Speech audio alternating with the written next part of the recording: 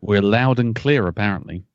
Hey, wow. Well, considering there's 7 listeners, and we constitute 3 of those 7. Don't say that. Wait, now it's 8, 9. Oh my God. It's going to overload. Oh no, they're talking amongst themselves. That's it, yeah. That's it. We've lost the audience. Oh no. It's already fallen to pieces. Right, okay, I'm just going to crack on with it. Hello everyone, welcome back to Shonky Lab. I'm Elton, and this week I have got 2 guest producers with me today. One is Mr. Scott Copperman. How are you, Scott? Hello, I'm still alive and well and happy to be back on the interwebs with you. Yeah, where the bloody hell you been? Oh, New Jersey. Oh, okay, fair play. That kind of sums it all up. But yes, it's one of those things where eventually I will have the time to get back online, and I want to do this, and I had such grand plans, and I kind of overwhelmed myself a bit there. So I'm glad to be reached out to by you and invited on today. Yeah. Hopefully it's the stepping stone to doing things like this more often. Cool. Excellent. And also in the second chair, we have Mr. Lee Medcalf. How are you? Why won't you let me go? Well, I tend to grab onto people, and that's it. They're kind of stuck with me for quite some time. You got me. And then he hunts you down. Yeah, exactly. He just hunts me for sport. Yeah. Yes. Poor old Scott was it like nearly 10 years now since we've been doing this. Oh yeah. I think it was. Yeah, I think back to the Apotheosis podcast and the numbering system, and I remember when it was 00. I think we did 001 was the first one, and you kind of that's ambitious. you made a remark about I don't know jokingly that you didn't know if we'd get to need those numbers, but we did. I know we got over 100, so that was good. And I see Rogue 2 has been going strong, so it's important. Well, give yourself that little bit of room to work with. Yeah. Oh man, what the hell were we doing 10 years ago? We were so young. We were so young in them days. Wow, that's depressing. And good in another way, I suppose. So Good save. It's a good segue to the topic that you wanted to talk about today. Well, Jim mentioned this when we were wrapping up the Black Dog last night. He mentioned that getting you onto here is kind of like a mini reboot, I suppose. Yeah. So I'd imagine I'd probably put this on the Apotheosis feed just for shits and giggles. So why the hell not? But yeah, we're here to talk about reboots and such, I suppose, in TV and in movies. And I know all 3 of us are big movie, TV fans. I suppose you would put it like that. And we've had our share of ups and downs with reboots, etc. So, where do you guys want to start with this? Because I suppose there's so many places where we can start with reboots. Well, go ahead. No, go ahead, Scott. Sorry. Oh, I was just going to suggest that maybe we start with what is a reboot constitute, or what constitutes a reboot might be a better way to put it. Is because you have, for example, all those. What's the cartoon? Is it Romeo and Juliet, which is essentially a reboot of Romeo and Juliet? You have all those the Happy Days 12 Angry Men episode. Things that are inspired by by past works, and usually it's a classic. Probably because there's no copyright fees to take that same plot and reuse it. Is that a reboot? Is that an inspired by? Does a reboot have to be here we are with the same title with 3/4 of the same character names? How would you guys kind of define a reboot versus an inspired by, a remake, etc.?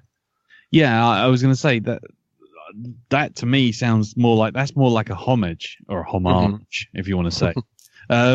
That to me is one of those things where you always get those episodes, and or the classic is the Looney Tunes with Bugs Bunny and what's his name, Elmer Fudd doing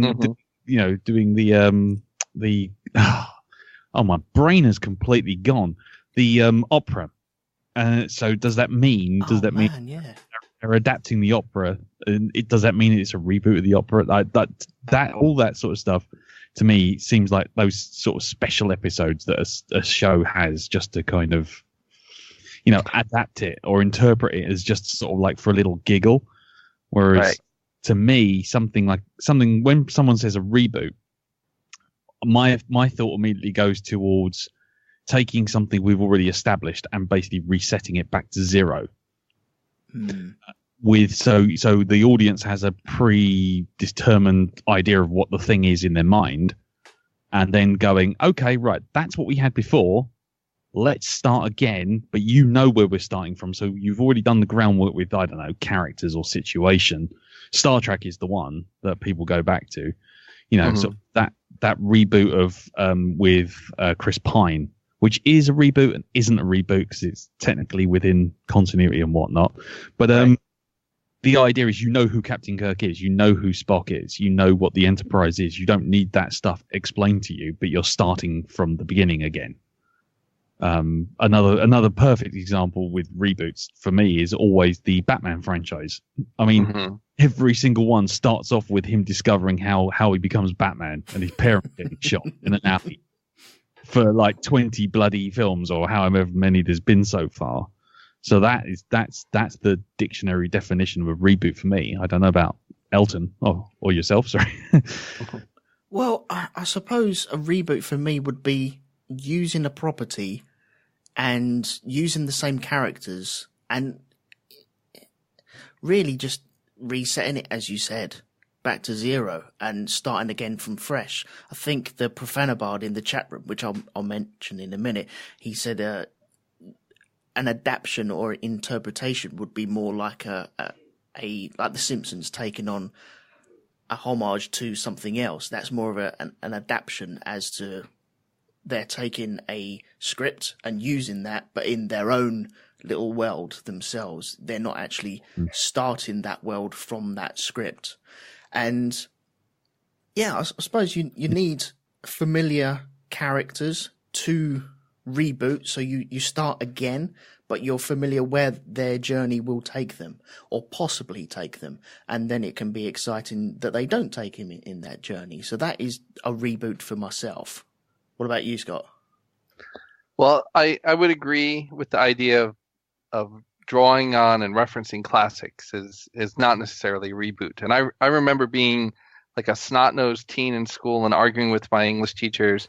Well, maybe the author just couldn't think of a name and they used Mr. Ahab as the name of the character. And maybe the guy's wearing a white just because that's what he thought of. And truly for a time I didn't get it. And then I just became like the little snot who was arguing. But now I understand the idea of planting bits and pieces that help viewers and readers draw connections and are intended to make you think back to draw parallels between ideas. And it fleshes stories out. It adds to the information. It's kind of an efficient way to send a message and define characteristics.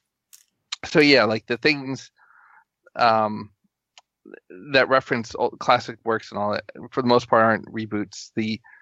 I agree about Batman and Spider-Man was referenced in the chat room. For the most part, I think they are reboot films. Star Trek has been a sticking point for me, and we were actually still on the air when it was coming out. The part of that I dislike, and where I wrestle with how much is it a reboot or do I wish I'd handled it differently, is the continuity part. If I don't have a problem with the Batman origin story being retold, or Spider-Man, and some subtle tweaks to it. The part of Star Trek that bothers me is this notion that the timeline was split, and you can't see my hands gesturing, but the timeline was split, and the changes do not begin from that point on. And the changes that occurred before, whether it's the Khan backstory and all that, it was just so different. that I didn't really understand why it had to be. Why did the villain have to be Khan? Why? And even with Star Trek and its success of creating parallel entities, new ships, the Next Generation, and all these things. I didn't think if they were going to vary that much that it needed to be Kirk and Spock and all of those same characters. They'd kind of defined character classes. They had certain personality types that existed on each crew, and I was frustrated that they chose to do the Kirk Spock crew, and for me in that instance, I didn't care for it. Where I probably would have enjoyed had it had whole new character names and been basically the same movie. I probably would have liked it a lot more. I mean, in terms of Trek, and I it was quite funny. Just before you came on board, I was like, oh no, this is going to go Trek, and then we were like, Trek, it doesn't matter. But just to address that, the first sort of split off, the one with Eric Banner as the bad guy, that one. I thought, well, okay, fine. That's just giving them a launch pad to essentially go off and do their own thing without the sort of the baying hordes of Trek fanboys who say, this isn't Trek. The sort of stuff we've seen with Discovery on Netflix. Yeah. And I thought, well, that's a clever way of saying, well, no, your stuff still exists over here. You can go over here and do what you like with, Shatner and co. And over here, we can go off and do what we want in our toy box. And if you want to come and play, that's great. Where they went wrong was, as you say, when they went into the second one with Benedict Cumberbatch turning up as as Genghis Khan, a Khan. And, and then it all sort of like, well, hold on, you've kind of painted yourself back into the corner you just got yourself out of in the previous film. Right. So to me, that was kind of a bit of a wasted opportunity. But, also using Trek as a launching point, when you were saying about sort of adapting old properties and old things, the Patrick Stewart one, the First Contact, which obviously refers quite heavily to things like Moby Dick. And, he becomes Ahab, essentially, trying to hunt down the Borg at all costs, to the cost of everyone else, until he actually quotes the book verbatim at one point. That sort of thing. I think, again, you're saying, it's nice references for some of the audience, and that's cool. I think, but I don't think that's a reboot of Moby Dick. I've gone round in a circle here. But the one thing I was going to say, just when we were getting started, was what's the difference between a reboot and a remake in terms of, like, for example, I looked on Google and like and one of the remakes that comes up reboots comes up quite strongly is Dredd as a reboot of the Sylvester Stallone movie. I would say that the two, apart from the name of the character and the name of the location, have very little bearing on each other at all in terms of what the character is, where the character comes from, how the world operates. Everything is completely different beyond the names. So in theory, that's actually not a reboot. That's just a remake. They've just sort of taken the idea and just said, right, just scrap the whole thing. Let's just start again. It's not going to be any way related to the previous film in any way, shape or form. So is there a subtle difference between the two? Yeah, I don't think there's a subtle. I think there's a massive difference between the two, because you could have. A reboot would be. Okay, with the Dredd, it is a remake. No, hang on. Whoa, it's a reboot. No, hang on, it's a remake. Jesus, man. No, I had it in my head and now it's gone. Okay, we'll use an easier one, The Thing, which is 3 different films, all based around the same idea, and effectively one is a prequel to the other, but in turn is also a remake of the reboot. I don't know, but it all goes. Well, what I was going to say is a reboot would be starting a whole new franchise off the same similar sort of characters, similar sort of story, but taking your own direction. A remake would be a sole. They could remake the Lord of the Ring movies again. It wouldn't be a reboot per se, because you're not going off in a different direction or you could possibly go off in a different direction. You'd still stick firmly to the literature that was written before. And so that would just be a remake of that film, or remake of that, or readapted. But that wouldn't be a reboot, because you wouldn't have the possibility of going elsewhere. With Dredd, you're not remaking the Sylvester Stallone movie. You're rebooting the franchise to take it elsewhere.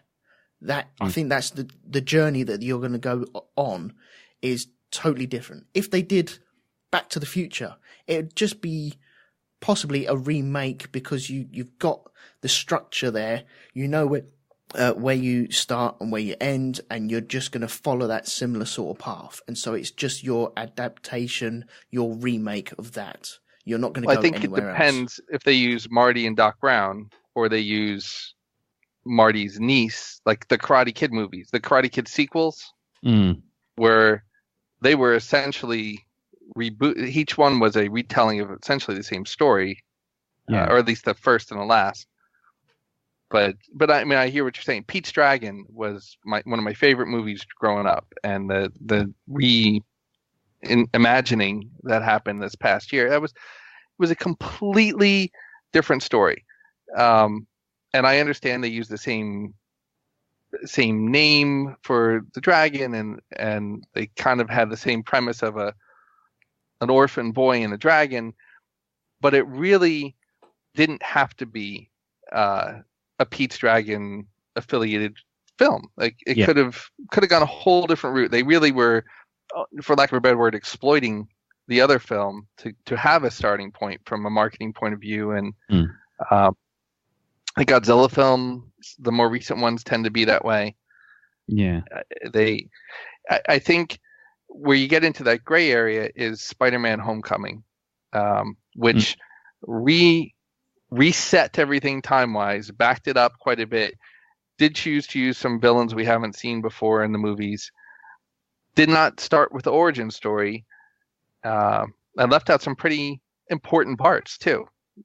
You know, the Uncle Ben dying was supposedly where he gets all his sense of responsibility, and I think that in a way, if you can get past the visualness of, well, we've gone from Tobey Maguire to Andrew Garfield to now, you know, a younger looking Spider-Man after basically having a 30-year-old,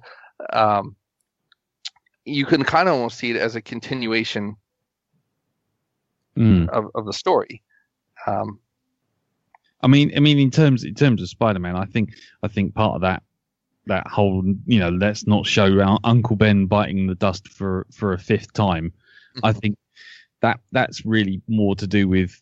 I think beyond Batman and Superman, Spider-Man's origin story is about the most overtold origin story in all of comics and movie history. I think.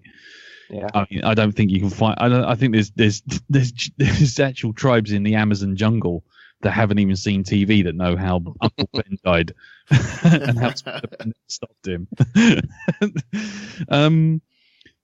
I was gonna say also, given all of this, does a reboot or a remake, whatever we want to call it, does it also count as a reboot or a remake if they switch the character, the actor playing it, in terms of the actor is slightly older, so they reposition the character? What I'm basically getting around to is James Bond. Is each series of Bonds, you know, so you've got your Connery Bonds, your Roger Moore Bonds, and your Daniel Craig Bonds, and Pierce Brosnan going, yes. But if you've got those Bonds, do they all count as like series on their own and then get rebooted back to the beginning again when a new actor takes over? Does that count as a reboot?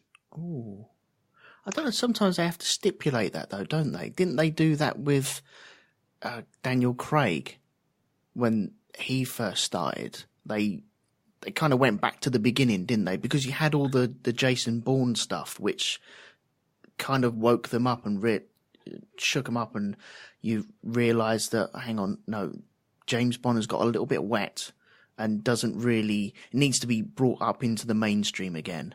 And so they needed to go back to basics. Because for me, because I'm not a massive James Bond fan at all, they just seem to mold into one. And for me, it was one whole journey from the very beginning up until just before Daniel Craig. And it was just a different face for the same guy, same personality. And it was just another week for that individual. It just happened to have a different face.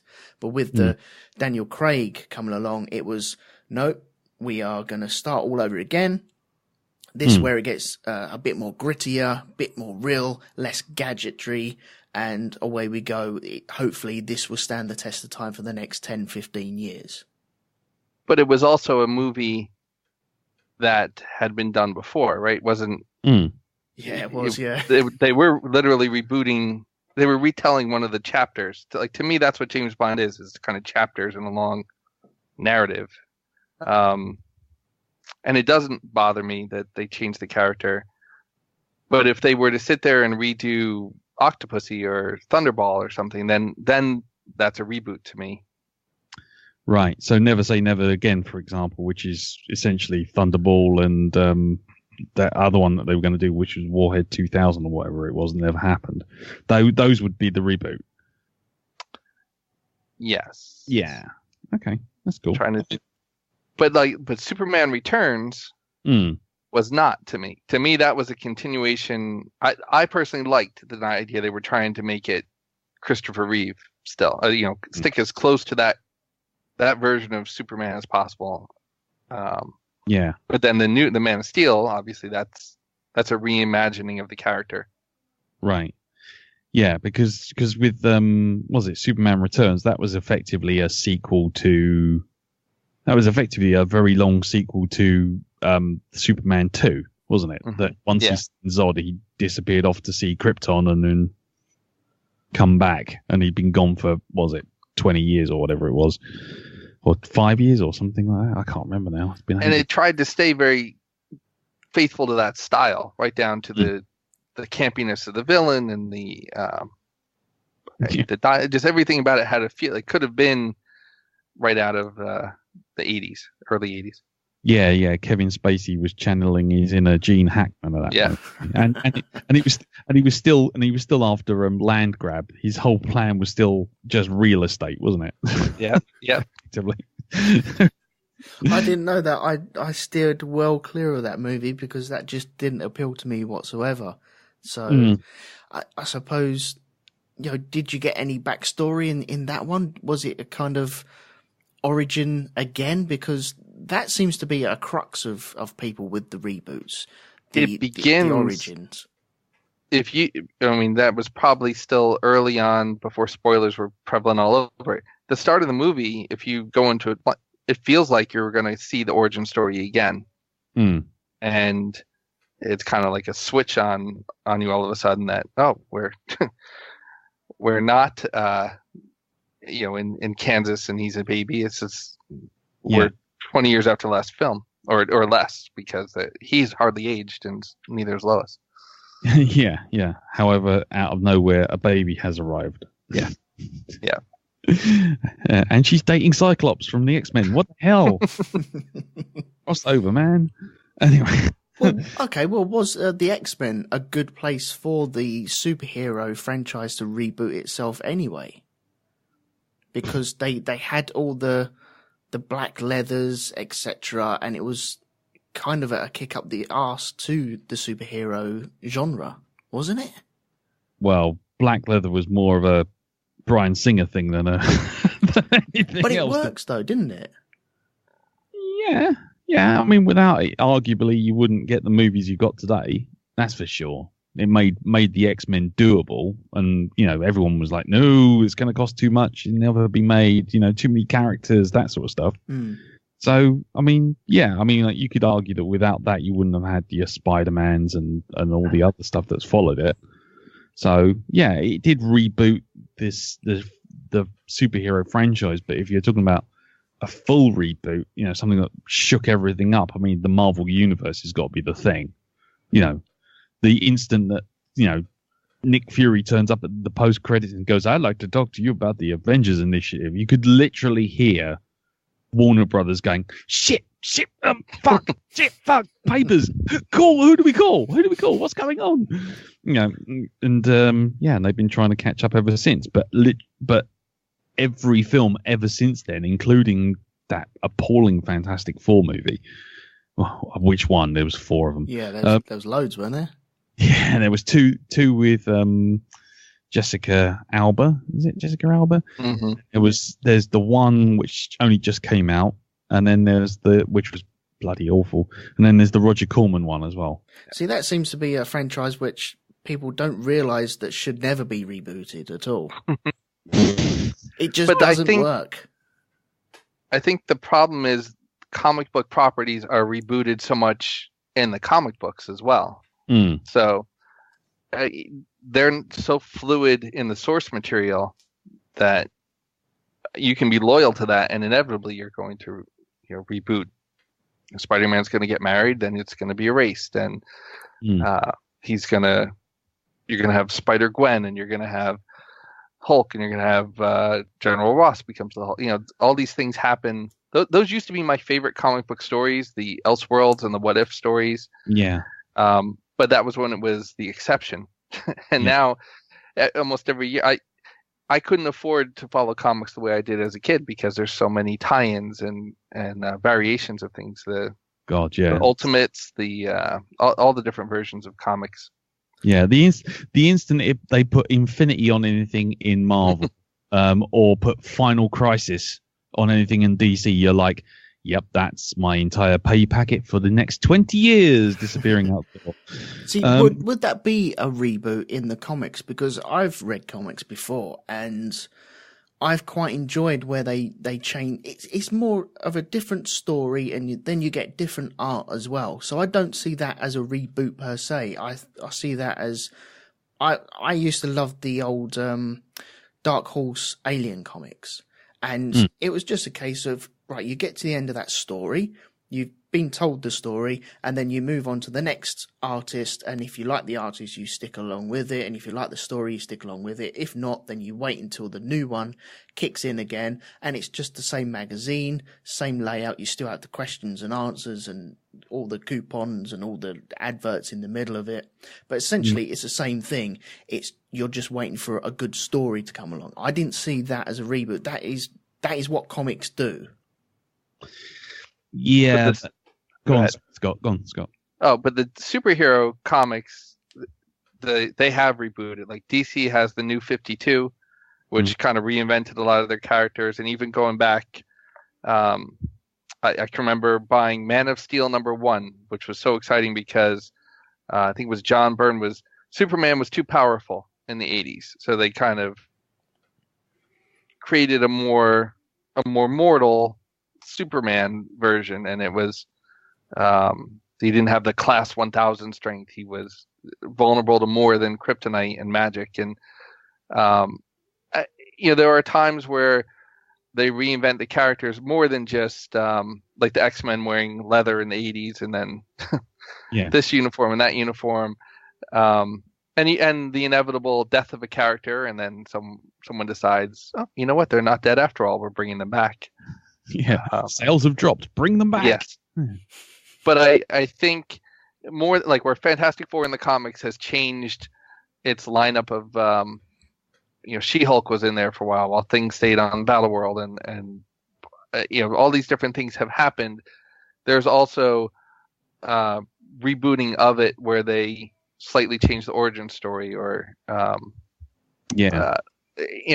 that's one of the Spider-Man storylines in the comics is that Peter Parker's parents didn't die. I think his dad's a spy or something like that. I believe that might have been part of the Andrew Garfield movie series. But I mean, that's not the original storyline, and that's the kind of thing that, as part of the cinematic version, they could do that fluid, but it's probably not going to be part of the Homecoming story. I'm not really sure. Mm. Yeah, I mean they've also did the same with Batman as well, didn't they? With Thomas Wayne being Batman instead of Bruce, because Bruce got shot in the alleyway. That's the Flashpoint storyline. Yeah, and that's another thing when they do like a soft reboot. They sort of go, oh, this is an alternative universe. However, if you like it, we might just keep it. Yeah, that's testing the water, isn't it? Yeah, and they did. I mean, there's been like 3 or 4 versions of Supergirl, and one that was a real Kryptonian, another one which is his cousin, and another one that's a clone, and oh, man alive, it's all gone all over the place. And so comics reboot pretty much continually. I think Tony Stark at the moment, isn't he an AI within Iron Girl Ree's suit? He's like Jarvis now or something. I believe, they're trying to diversify the character, and I think they've moved on from him as a living entity.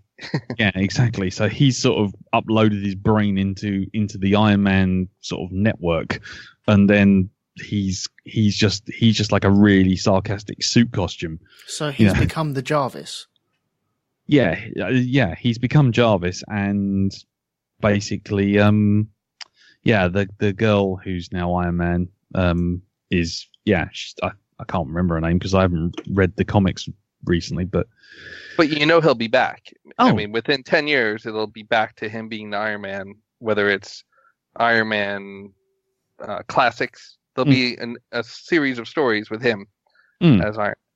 Yeah, which is the same with Captain America, wasn't he? A Hydra agent or something? Yep. He was killed at one point. Yeah. He's been shot and stabbed and died and come back again at least 3 times I can recall. So with these comics, they don't do the origin story all the time, do they? So when is a good time to introduce an origin story in movies and in comics and any media really?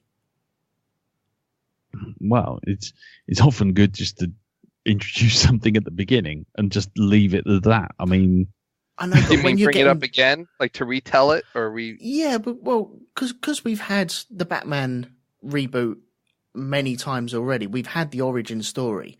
Now you always have fresh people coming to these medias, and sometimes the latest one is someone's first one, and so they need to be told what's going on. And they don't necessarily want to dip back into the old episodes or old comics or old films or whatever it is. And so surely it's good to... I know it's a ball ache for some people like us where we've seen Batman be created again and again and again, and Superman and Spider-Man.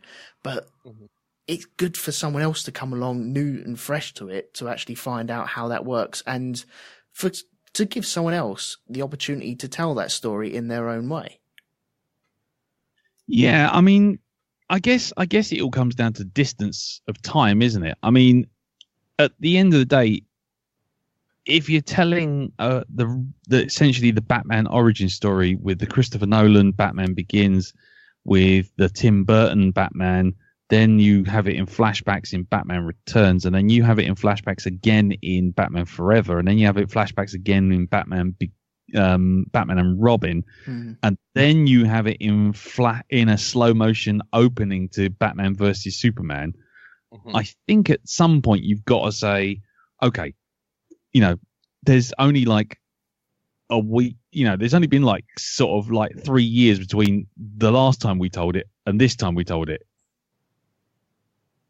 Hello?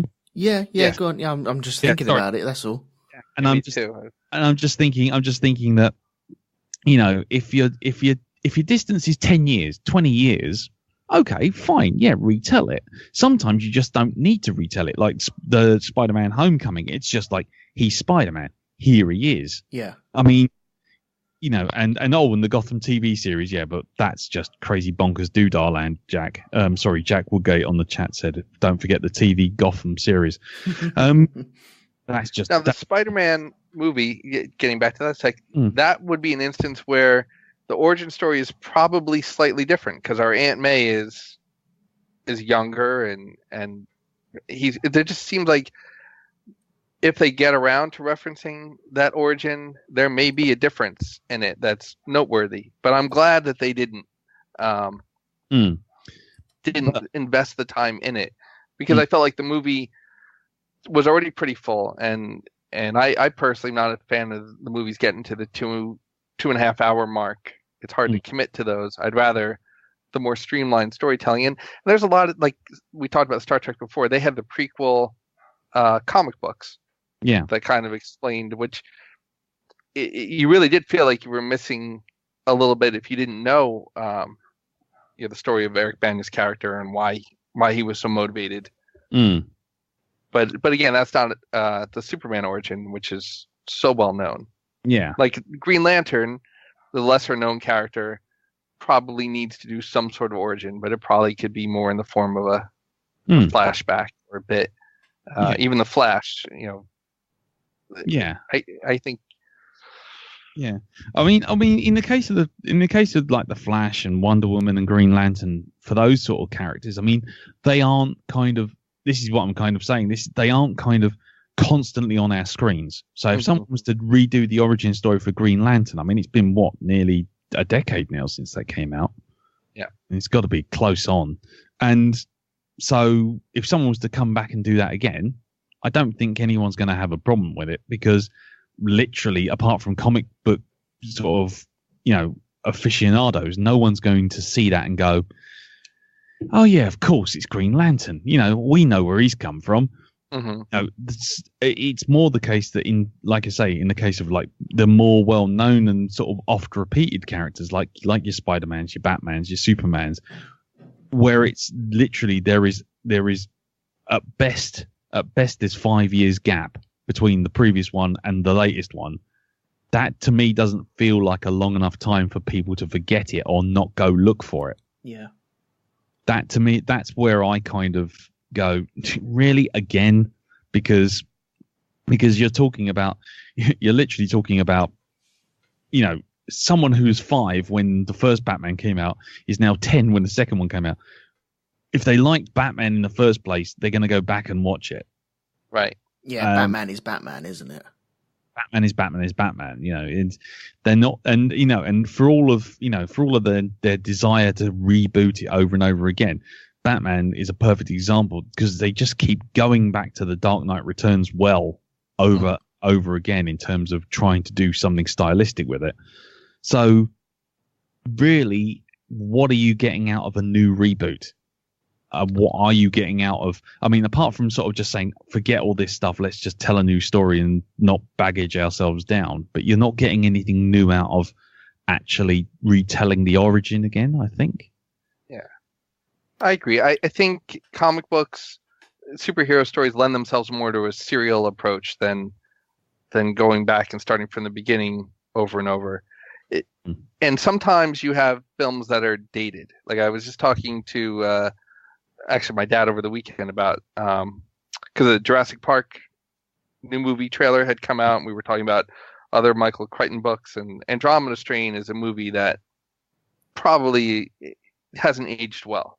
It needs to be if it's ever going to be re-released, it needs to be updated, because it looks like a 1960s Star Trek movie with sets and such.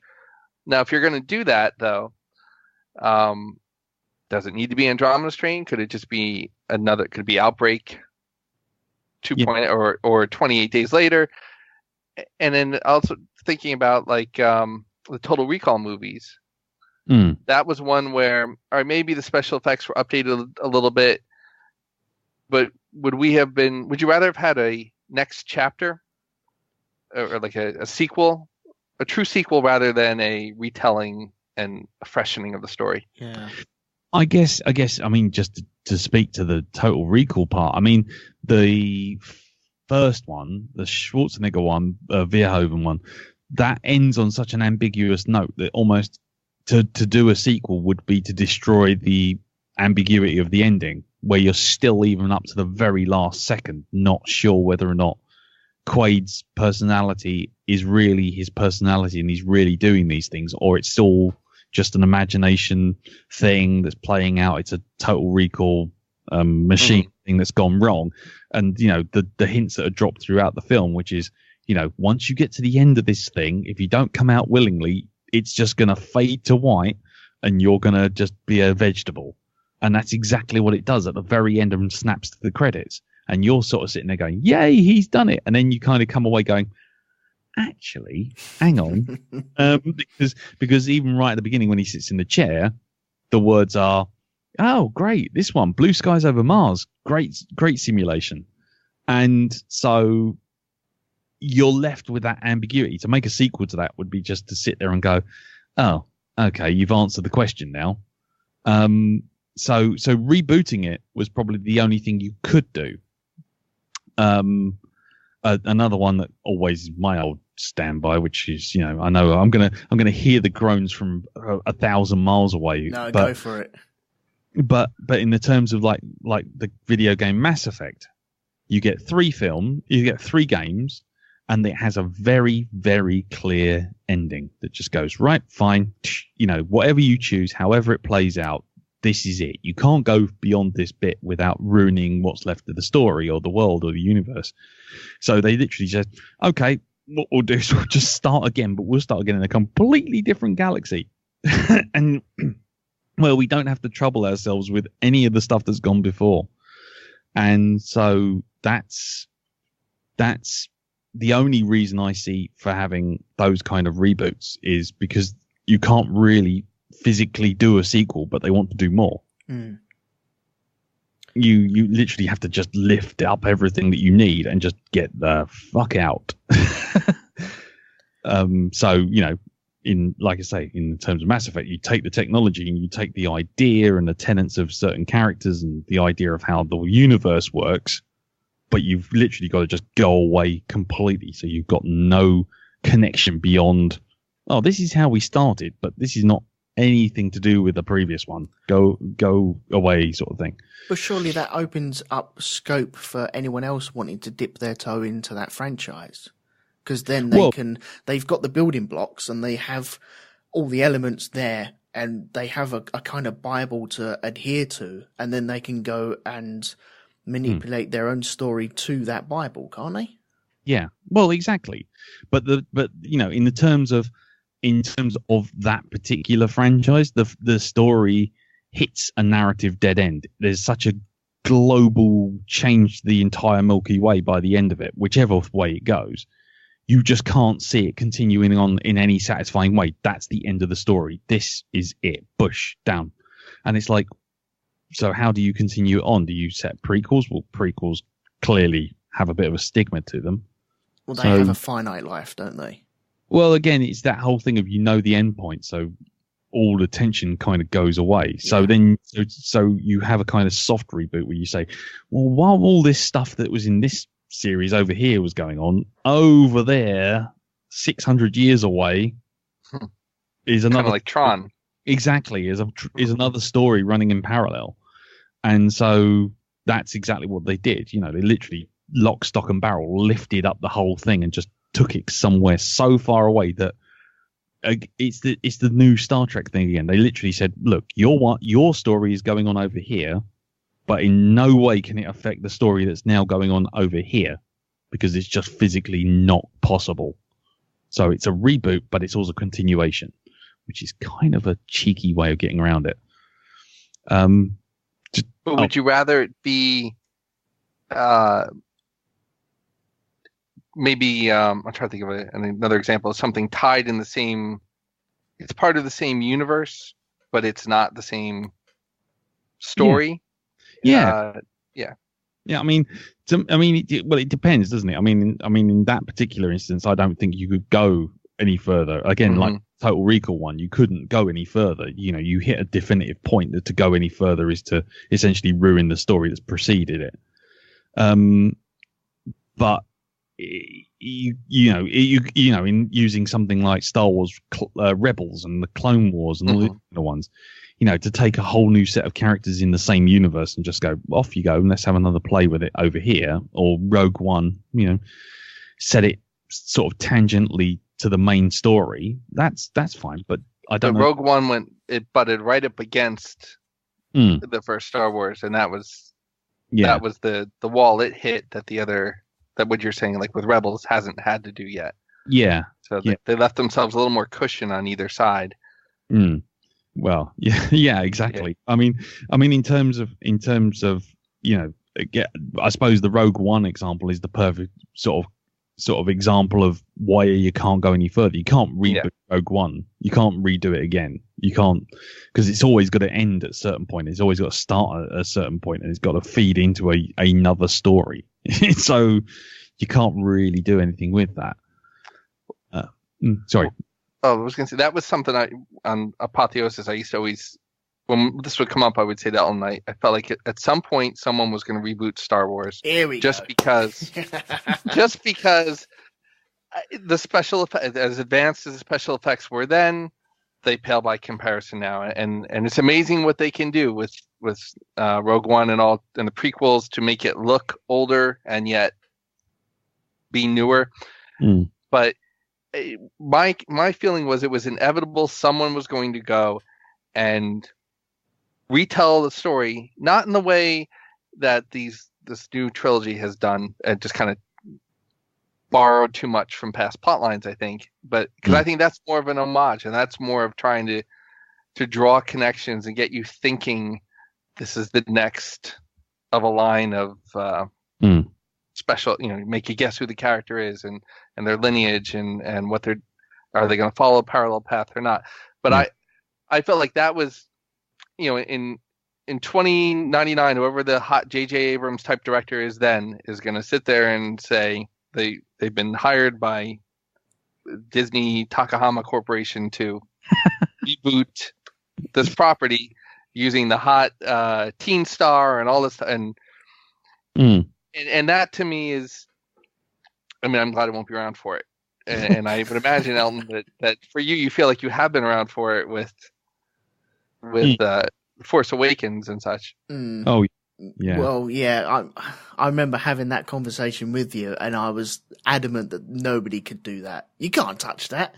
And it was the same as, I think I said that and Jaws. There's you can't just go around and just remake Star Wars. It just doesn't work like that. The others, the first three are the perfect ones, so you just stick with them. But as time's gone on, the more I love it, the less other people love it, and the more people that come into the new films, I just look back at the old stuff and it's dated, isn't it? So we don't really want to get into it. My kids don't want to get into Star Wars, even with the new stuff. They enjoyed The Force Awakens, but I think that's as far as it went. I was hoping that it might be a good stepping stone for us to enjoy a franchise together, and then maybe bicker about it a little bit, but have a bit of fun banter with it. But it just didn't really work that way, and so I'm stuck reminiscing about the old days with the old Star Wars, and now the new stuff's come along and I don't like it, and I'm just a grumpy old man just saying, nope, this is wrong,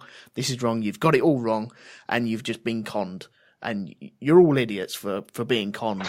And but that's the way of the world. It's going to carry on like that, though, isn't it? Because there's just far too much money in there.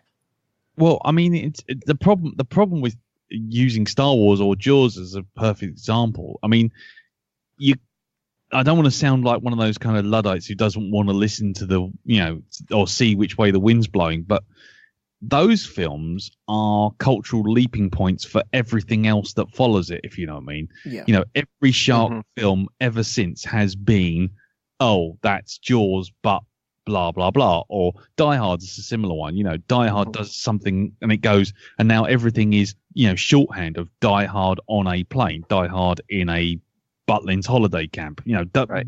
Anything you like. And Star Wars is the same. I maintain the best remake of Star Wars was Guardians of the Galaxy. Right. And in terms of the sense of what it was culturally, where you got this kind of sense of a good old fashioned pulp adventure, you got a roguish hero, and you got, a badass princessy type, but she wasn't, and then you got the two crazy sidekicks in sort of, Groot and Rocket, and who act like the sort of Greek chorus for most of it, and then you've got this sort of badass sort of implacable villain in terms of like, you know, Thanos Emperor sort of, you know, you've got your sort of roguish kind of right hand man who's got his own agenda in the guy. And so to me, Guardians of the Galaxy was a Star Wars reboot, but no one can reboot Star Wars because to do that would be to sort of, I don't know. I think at that point, pop eats itself because it influences so many other things that you can't get away from it, and without referencing it. And Die Hard being the perfect example. So I don't know how far into the future you'd have to go before someone finally says, "Okay, we'll remake that," because I think they're diluting it, like the way that Elton was describing how it was so special and pristine to him. It's now one of 6 different storylines with the Star Wars characters, and now you're going to have the Solo movie, which sort of does reboot the characters with younger, more familiar. Today's 20-year-olds don't really know Harrison Ford as much, other than a cranky talk show host or talk show guest. But they know Donald Glover. They know, was it Donald Glover? That's the younger actor too. That's Lando. Yes. I'm thinking the other Donald Glover too from Lethal Weapon, which is rebooted on TV too. It's just But Jaws is funny because there are tons of shark movies that try to do the same thing, but not one of them calls itself a Jaws reboot. Like that's untouchable. There's a campiness, but also because they don't show the shark very much, I think it doesn't age the way like a bad dinosaur film or some other pre-CGI movies would. And I don't know that that'll be rebooted. I don't know if they feel there's a need to do that in the same way that some of these other properties feel like they may have to. And even Jurassic Park, I don't know if that'll be rebooted at some point because they want to make a 3D version, or like as the medium changes and they want to tell the story with different technology. I think it's more likely to be almost like another chapter of it or a similar storyline rather than taking that property and going right back to the beginning of cloning and such. Yeah, well, I think with the Star Wars and let's say Jaws as well, because I think it's very hard to reboot that because you'd be treading the same water again, no pun intended. But with Jaws itself, it's like covering a classic song. Now, if you dip back into Rolling Stones, you can cover a ton of their songs because they're generic pop, fun, rock and roll / just get up and boogie type stuff. But then you can go into the Beatles stuff where it's all a bit psychedelic and a bit weird and a bit whoa. And Candy Flip tried to do Strawberry Fields, and it was appalling. It's so bad it was good. And I think if people tried to do that today, it would just be, well, no, you can't touch that song. You can't do that. I think if someone tried to cover Smells Like Teen Spirit and it wasn't an ironic version of it, and it was a genuine stand-up effort to try and cover that song, but in their own little style, then I think it would be a bit cringy because there are some things you just don't touch. And I think Jaws could be one of them things because it was the first. Everything else comes from that point. And there's just no getting away from it. The Beatles at points got there first before everyone else. Now, that's not to say if the Beatles didn't turn up, that thing would have that would have come along in the mainstream at a later date. The same as Jaws. If Steven Spielberg hadn't made that, there still would have been a shark movie, and then that would have been the film that everyone looks upon with awe and gone, oh, how beautiful is that? But it still would have popped along in pop culture, but sometimes you just can't go back and cover certain things. And I personally thought that's what Star Wars was. I didn't think that they could touch it. But I think we all know my thoughts on The Force Awakens.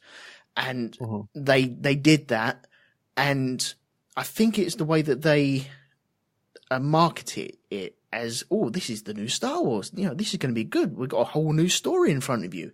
No, we were tricked, and it was the same old story again. And that's where I think if I'd been told, look, guys, this is a remake and a reboot to the franchise, we're going to try and take it elsewhere, but don't expect anything different than what you've already seen, then I might have gone into it a bit better and had a bit more of a good feeling about it. But I feel they didn't tell you any of the story because you already knew the story. And so if you already knew the story, you're less likely to go put your bum on the seat and watch it. And that's where the disappointment comes from.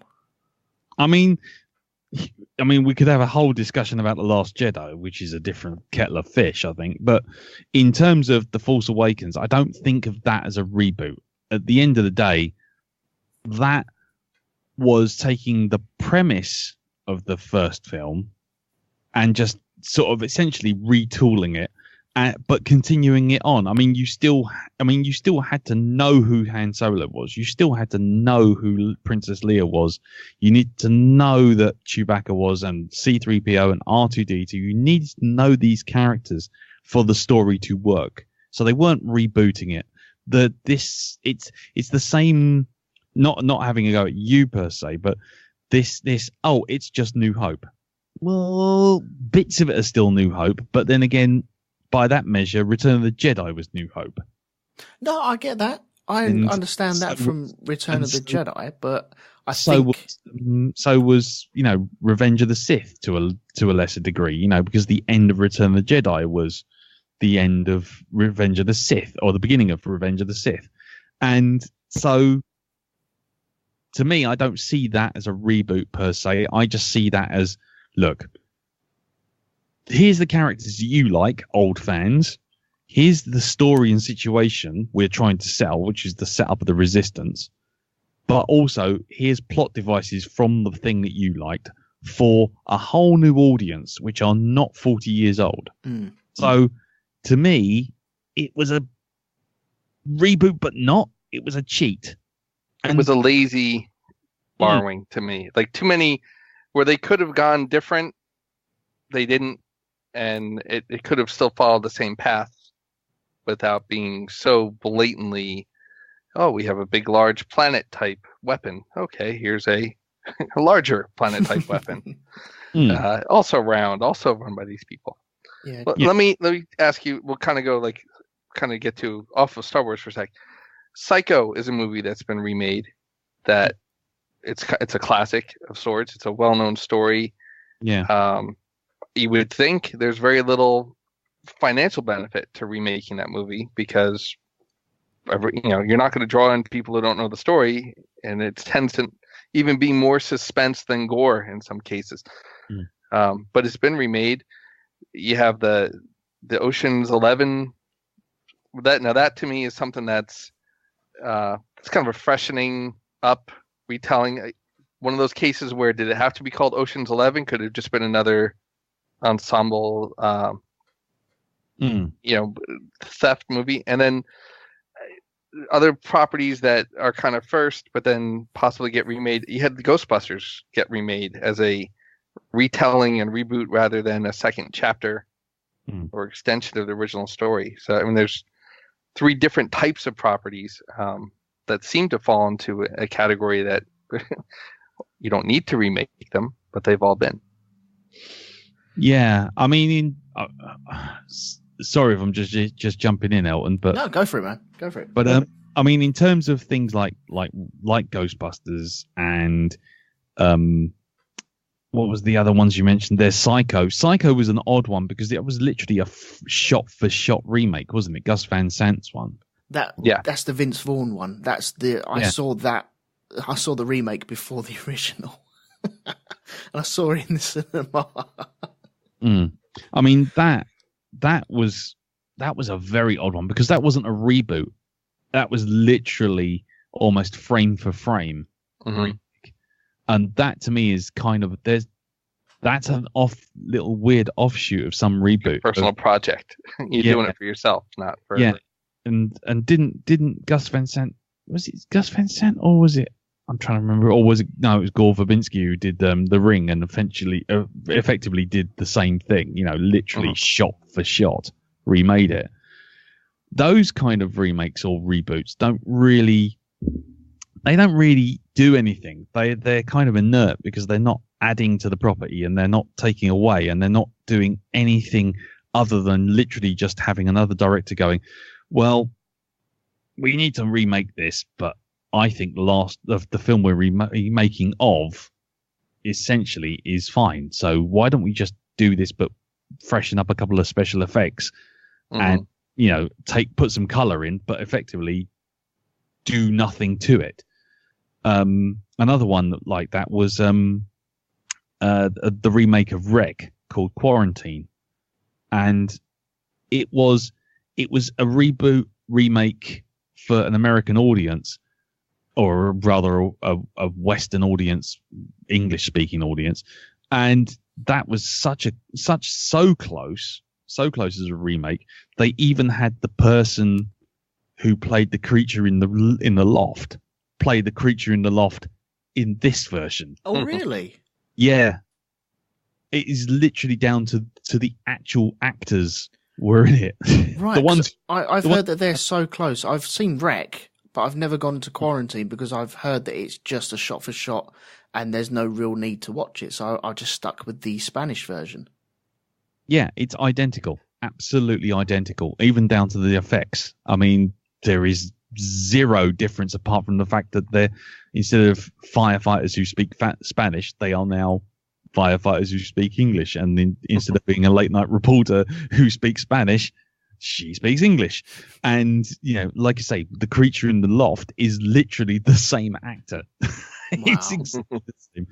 So in those kind of instances, I don't see those as sort of reboots. They're literally just photocopies. But that's for a different audience, though, isn't it? Well, in both that case and Psycho and The Ring, it's for an audience who just are too lazy to go look for the originals or can't watch them because of subtitles or some kind of block on it. Well, but does it matter? I'm sorry. Sometimes you need that the reboot to re-energize the thought around that property. See, with Psycho, yeah, it's always been there, but is it the further away we get from its release, are people less likely to dip into it? And so a film company would just spawn a reboot just so it generates interest in the old film. And if it is shot for shot, then people will more likely go, okay, well, we'll watch that, but then we want to watch the original, so we'll buy the original as well. So they're getting twice the money for that. If that assumes that the people are going to watch the original, I mean, in the case of like Psycho, the whole point was that you watch someone, a big actress like Janet Leigh, a big actress at the time, literally seems to be front and center in the film until like about 30-40 minutes in, and then she gets killed off, and suddenly it's like the whole audience is left going, hold on, she's the one on the front, she's literally on the front cover, she's like top headlining character, and then all of a sudden she's killed off, and the shock comes from that. And so that's a cultural impact.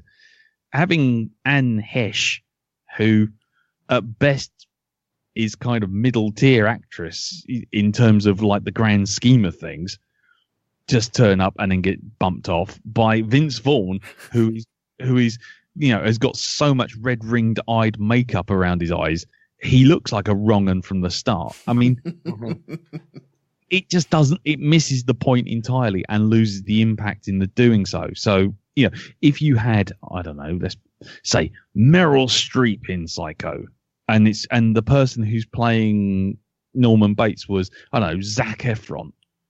Yeah.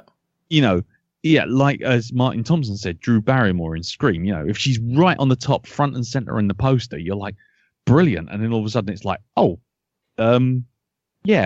fuck, they've gone. They've been pulled off. That's more of an impact. It's the same trick that they used in Alien, which is, the whole film's focused on Tom Skerritt. You're thinking, oh, right, he's the hero, he's fucking dead. Oh, bollocks. And the whole film just goes off kilter, and the whole audience goes off kilter with it because their expectations are knocked off center. Yeah. But does it? I'm sorry. No, go on. Sorry, go on. Does it make you different? Like Psycho is a film remade into a film, and a lot of these things we're talking about are that way. But then something like The Time Machine, which so that was remade fairly close to the original material, but obviously the special effects were updated, and but it's a book, or I'm trying to think. It's a little different with the Moby Dick. What's the Moby Dick movie that they made with? It was supposed to be like the story behind it. The Heart of the Sea with Chris Hemsworth. Yeah. So that's telling the story, but from a different point of view, as opposed to, where we have basically a book made into a movie, then made into a more visually impressive movie, or having different stars cast in it. Yeah, I mean, telling the same story but from a different angle is interesting because you've got the knowledge of the film, but you can do a lot of interesting stuff with the side characters that kind of wander out of the story and then come all the way back in, and they've had their own adventures, and it kind of fills out a backstory. The only problem with that is you're veering very close towards prequel territory and issues which that always generates, which is kind of like, ultimately, that their actions and the stuff that happens to these characters is going to end up at this point, and start at this point, and all the stuff that happens in between is kind of like, wah, wah, who cares? If you don't care about the characters in the first place, and let's be honest, you shouldn't, because they're side characters. They came in, they did their bit, they left. Yeah. Can I mention one of the best versions of that, though, is I think the very small graphic novel, or just the story of the Thing from the point of view of the Thing. I thought that was brilliant. I thoroughly enjoyed that. And it was a case of that the Thing is trying to merge with other life forms, and then confused as to why they don't want to merge with him. It's like, well, or it, sorry. And it's but why don't you want to become part of my life force? Join us. And it's so creepy. I thought it was really cool. I mean, that's like that internet one with Martin Thompson says Rosencrantz and Guildenstern are dead. That's probably the best example of side characters sort of waiting for their moment to come back on a play. But I was going to say, it's like that one that's on the internet occasionally does the rounds with Alien as told by Jones. Yes. Jones the cat, sort of sitting there going, is anyone going to feed me? Why are they all running around and screaming? The big drooly thing is coming over here. He's not feeding me, bastard, sort of thing. And, there is that thing of that story where Jones was chasing the alien around the ship at one point as well. That's right, when it was the little version, until it sort of sheds its skin and he goes, "Oh, I'll leave him alone. He seems a bit grumpy right now." And that's why you get that shot of the alien looking down at Jones in the cat box. He's just looking at him, going, "Yeah, I have you now." Exactly. Yeah.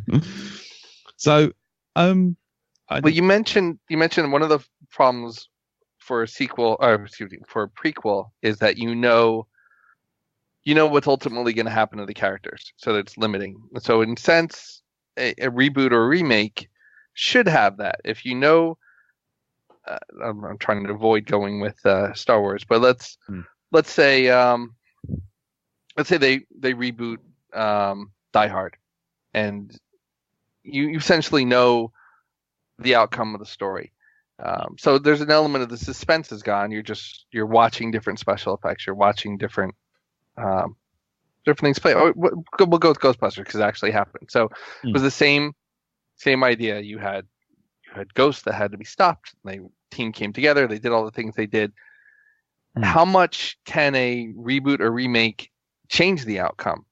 Like what liberties can be taken to keep a sense of freshness and unexpected ending, where it remains a remake or reboot as opposed to a new chapter? Does it have to have the origin story, an origin story with either the same or rebooted characters, but then it can go anywhere it wants from there?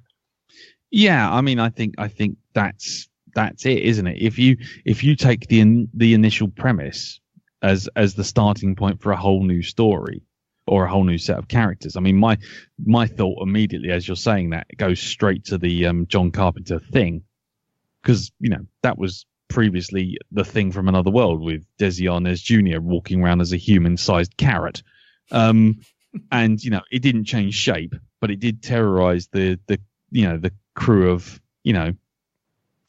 the crew of this sort of Antarctic base that they can't escape from, and that to me is kind of the classic, take the starting point of people trapped on an ice station with an alien that has just thawed out, and then going, actually, you know what?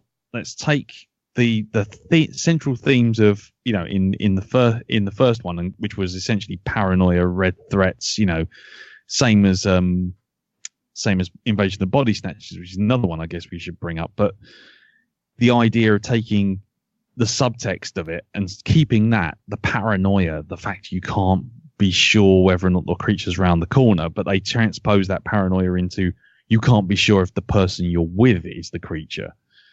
And that just that slight tweak of making the Thing, instead of Desi Arnaz with a big T-foul forehead, and turning him into a multicellular creature that can change shape and almost be the person you're right beside,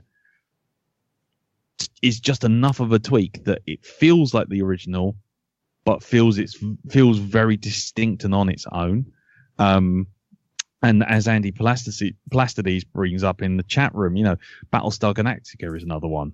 The plot is essentially the same. You're taking 12 colonies of man. There's a big attack by this alien, this robotic race that they created, that sort of rebelled against them. And as a starting point, Battlestar Galactica at 78 and the 2000 versions literally start from the same point, but go off in quite radically different directions. And that to me is kind of almost the best reboots, because it takes what you know and then subverts what you know and creates something new and fresh that you get on board, because you're kind of, oh, that's different. That's quite cool. It's not just new and fresh, it's improved as well, isn't it? Yeah, I guess so. Yeah. I mean, because, also, but I was going to say improved is one thing. I mean, but also sometimes it can work even if it's not improved, if it's just doing the same thing again. And, doing the same thing again, but adding a little extra something on top. It's not improving it, but maybe updating it for modern times. My thought is the Invasion of the Body Snatchers movies, which has been remade 3 times, I think. Is it 3 times? It's the Abel Ferrara version. There's the Nicole Kidman one as well, isn't there? Yeah, there's the Kidman one, which is, and then there's 4 times then. There's Abel Ferrara one, there's the Nicole Kidman version, there's the one with Donald Sutherland, which is the first remake, and then there's the original. And in each case, they're all saying something about society, slightly different. Something slightly about the times they were made in, but the story is essentially the same. The pod people win every time. There's never an end point of those stories where you go, oh, maybe this time they'll find pesticides or a way of not sleeping or something like this, to get rid of them. Never happens ever. But each time the humans are kind of, how the humans interact is kind of reflecting the times that they're living in and the paranoia. So, the 60s, 50s version is kind of the Reds under the bed kind of thing, and the 70s version is just that sort of distrust of new age thinking and governments, and then in the Abel Ferrara one, it's the fact that how can you tell the difference between pod people and real people when everyone's a military person, and so and I think the Nicole Kidman one's the same sort of thing, but it's all about isn't it all about internet and self-help? I think so. It's been so long since I've seen it. All I remember is Nicole Kidman and her pointy boobs, and they were kind of characters in themselves. And it just it didn't work for me. Yeah. Well, clearly you were distracted by a couple of things. Yeah, I mean, I've just seen Sean McGowan on the chat room, and basically he's brought up, about difference between reboots of films is bad, but turning them into TV series equals good. And that's kind of an interesting point, I think. I mean, you're changing the medium, though, aren't you? Yeah, but you're also changing the format as well. Yeah, the storytelling changes then, because it's not a 2-hour single presentation. It becomes more serialized or snippets. Well, people say that the Sarah Connor Chronicles of Terminator are some of the best Terminator stuff to come out of the franchise. Whereas I haven't got round to seeing that yet. And personally, I've just put it in the chat room. I think Terminator, bar the original, is a complete mess. Because it just doesn't have a kind of Bible that it follows. It kind of messes with it and tinkers with it all the way along. Well, that's the that's the kind of joy of time travel, isn't it? That you can go, oh, new timeline, slightly different. Yeah, well, it lends itself to self reboots throughout, and that going back to the comic book storylines and starting what Star Trek did. It's a convenient way to go back and reboot, introduce characters, revise canon. Yeah. I mean, one's just come up. Ryan Stamber has just brought up Heat or LA Takedown, which is kind of an interesting one. Have you seen those, guys? I've seen Heat. Because you'll be surprised to know that I haven't seen either. Elton, you shock me. I am shocked. Although I have seen Fargo, which has been mentioned in the chat room. Yeah, I mean, there's Westworld and Hannibal that's also been mentioned in the chat room as well. I mean, in terms of Heat and LA Takedown, I mean, LA Takedown it's another one of those shot for shot versions of the one that gets remade and gets better known, like Heat. Except it is that kind of 80s straight to VHS kind of production. But actually, it's a lot better because, in my opinion, because it's more punchy. It's telling essentially the same story, but it's not weighed down by, look, it's Robert De Niro and Al Pacino, and they're in the same film for that first time, and they just sit in a cafe and just have a stare off.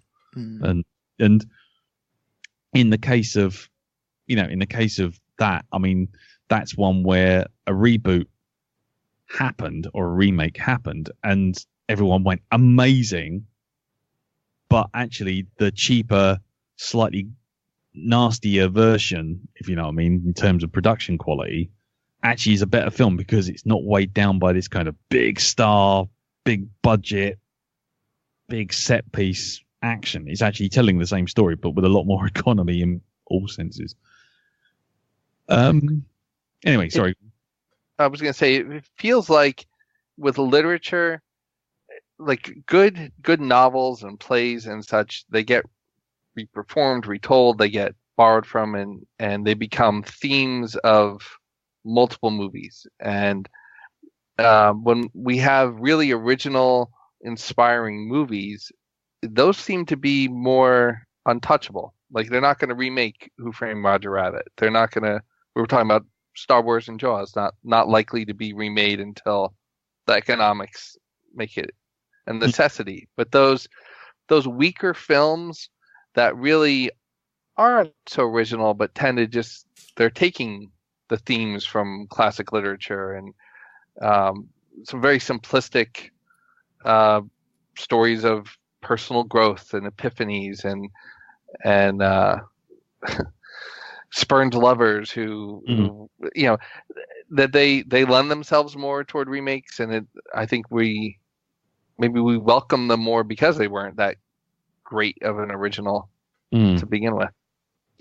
Well, yeah, I mean that is the thing, isn't it? I mean, we always lament these reboots and remakes, and you're always sitting there going, "Oh no, they're doing another remake."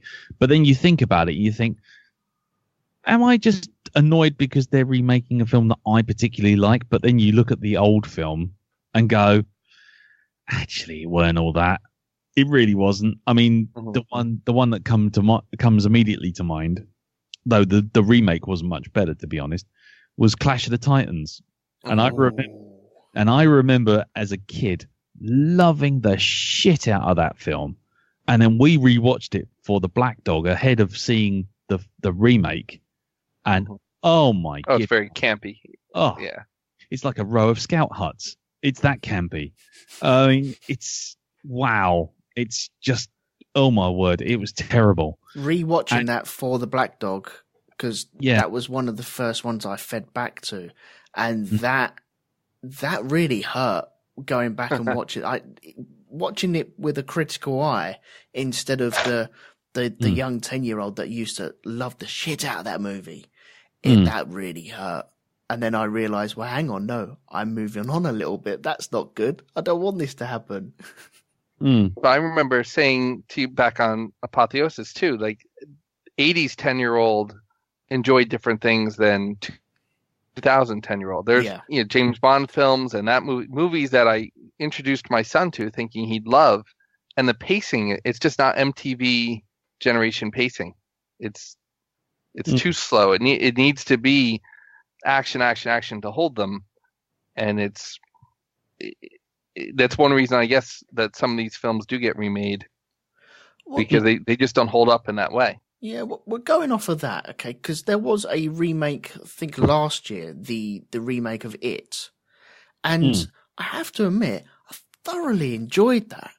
And I haven't gone back and watched the original one, but I do remember watching the original film, movie / TV, whatever it was, and enjoying it, but really, really enjoyed this remake, reboot / whatever you want.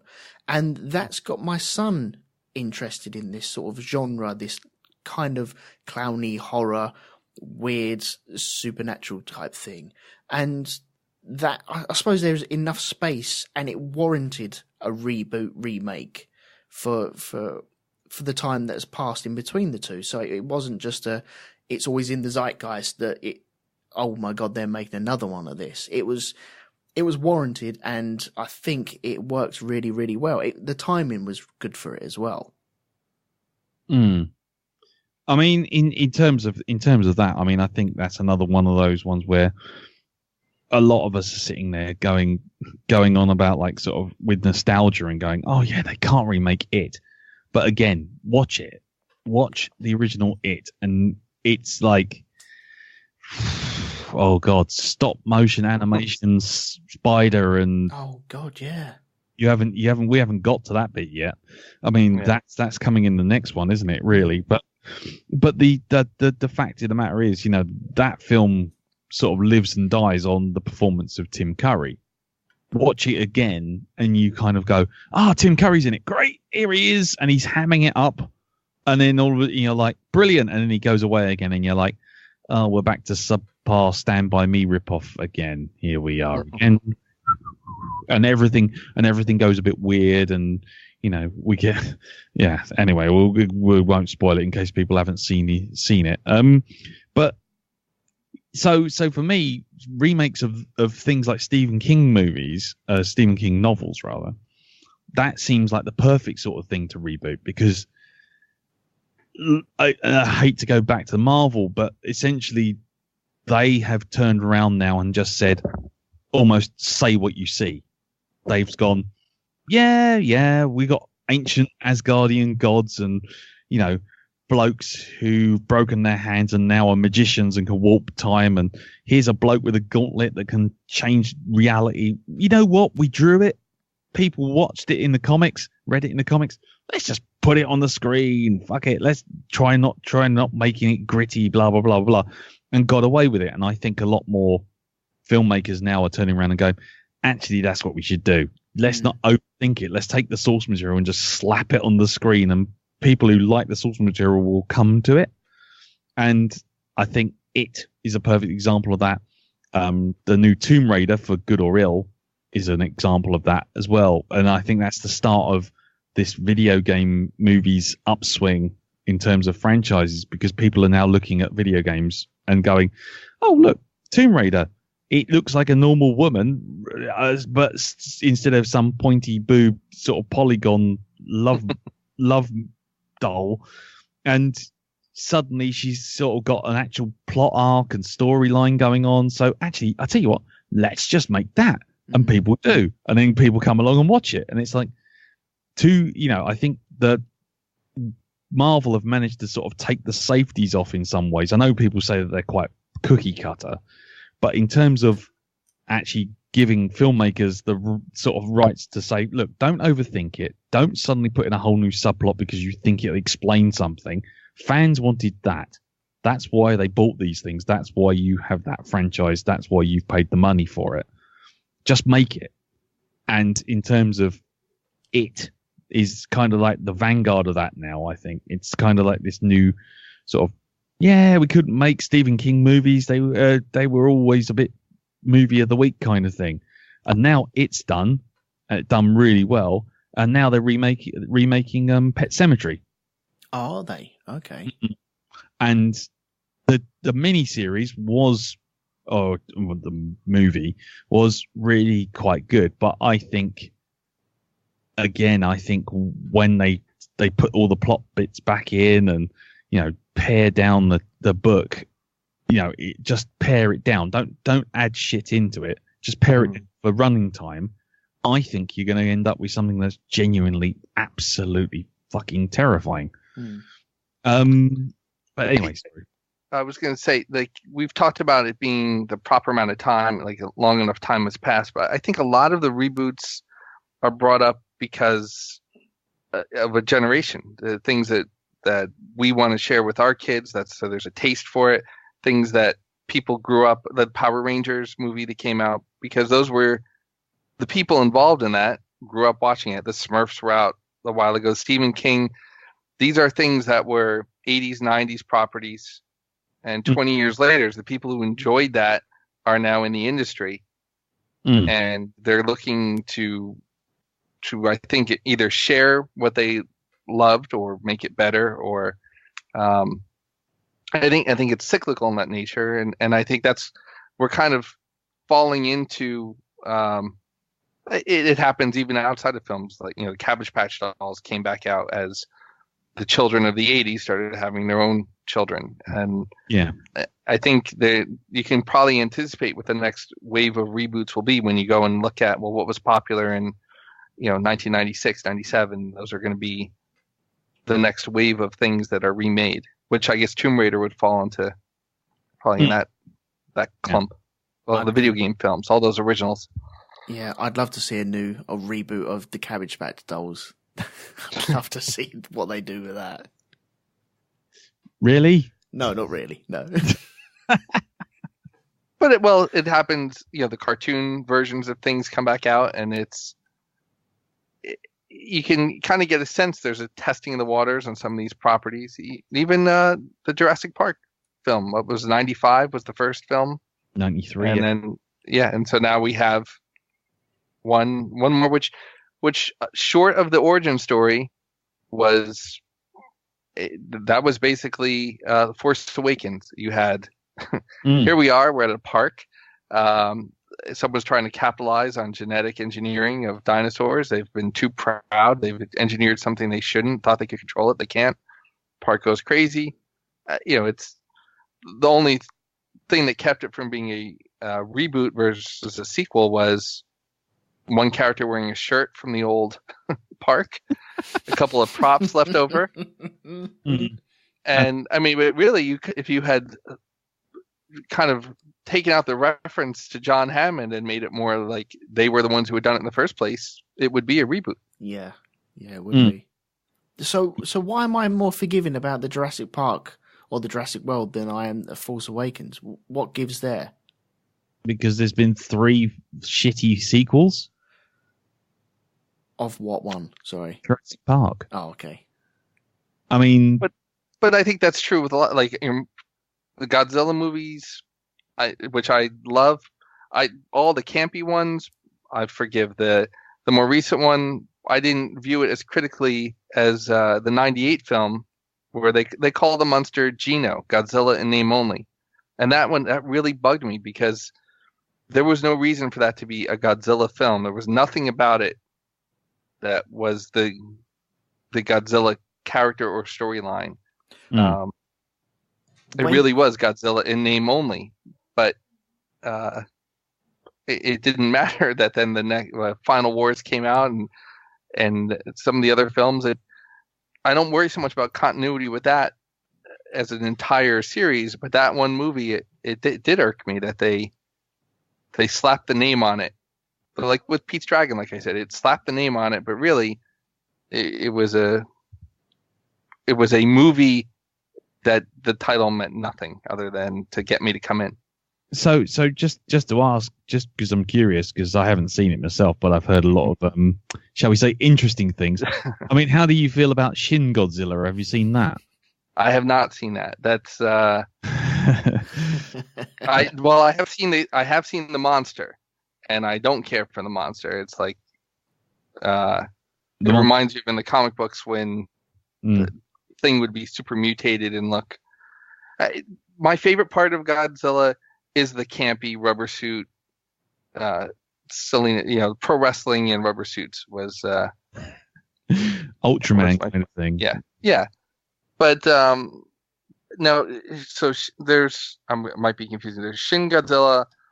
There was the Netflix Godzilla movie, and then there was the Japanese more traditional CGI, but it was all subtitle movies. Shin Godzilla is that's right. Not the Netflix one, correct? Yeah, that's the Shin Godzilla was the last, for want of a better term, live the real movie where the Netflix is a cartoon. Yeah, they go in the future and Godzilla's taking over the Earth, and that's right. It's the Monster Planet, which is essentially After Earth, but with a Godzilla. But I don't know why I'd be more forgiving with that, or but this Ocean's 11 reboot that's coming up, I really don't care. The Godzilla one, Ghostbusters bothered me not because they were. Hello. I mean, story to me, it didn't felt like it should have been a continuation, and I had a hard time buying into the whole setup for it. It was too familiar and too different, I guess, if that makes sense. That's the Ghostbusters. We lost you there for a second. Sorry. Yeah, I'm sorry. The Ghostbuster, the new Ghostbuster remake, that bothered me, but I don't anticipate having any problem with the Ocean's 11 reboot with Sandra Bullock.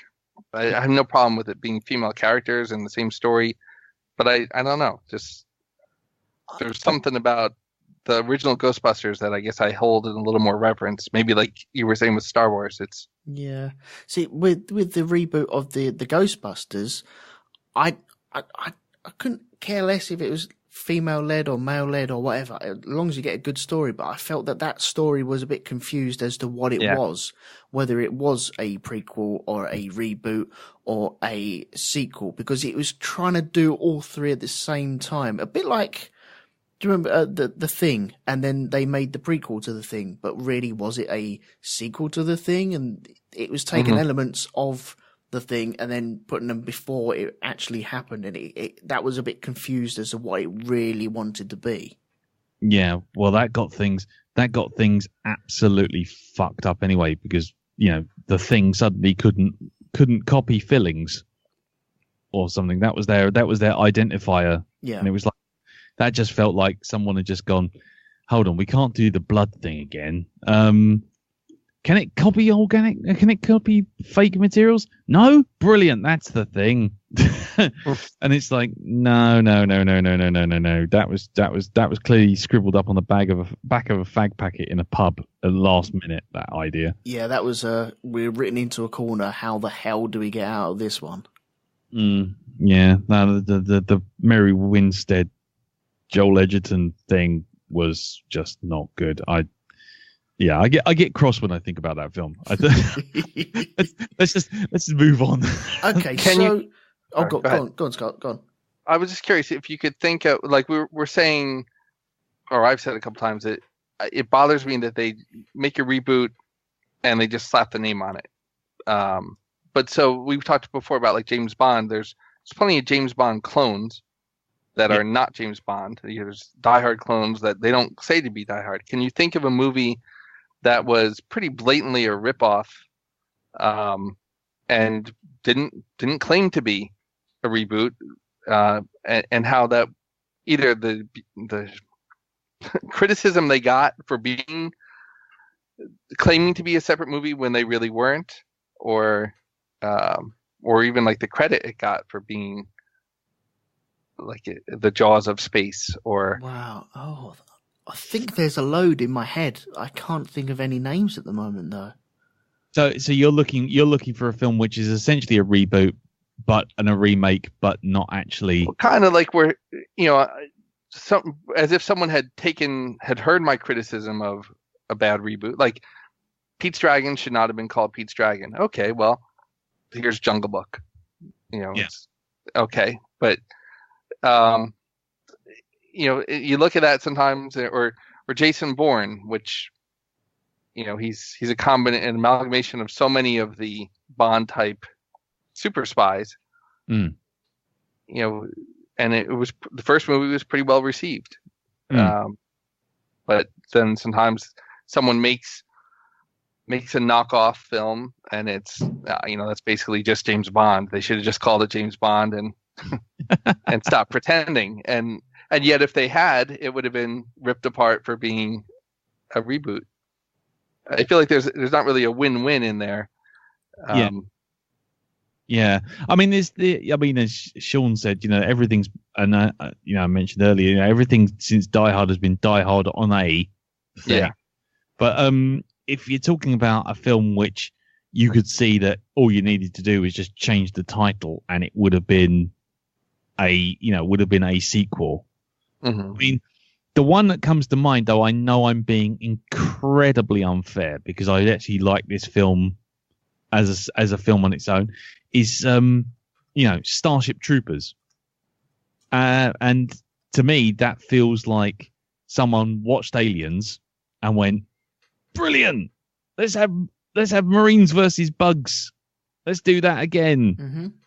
And I know it's not Aliens. I know it's not going to be Aliens, but if you read the book, which it's supposedly based on, it's so far away from what you got on the TV show, on the film. And it's very similar to, like, for example, like RoboCop being, effectively they couldn't get the rights to Judge Dredd.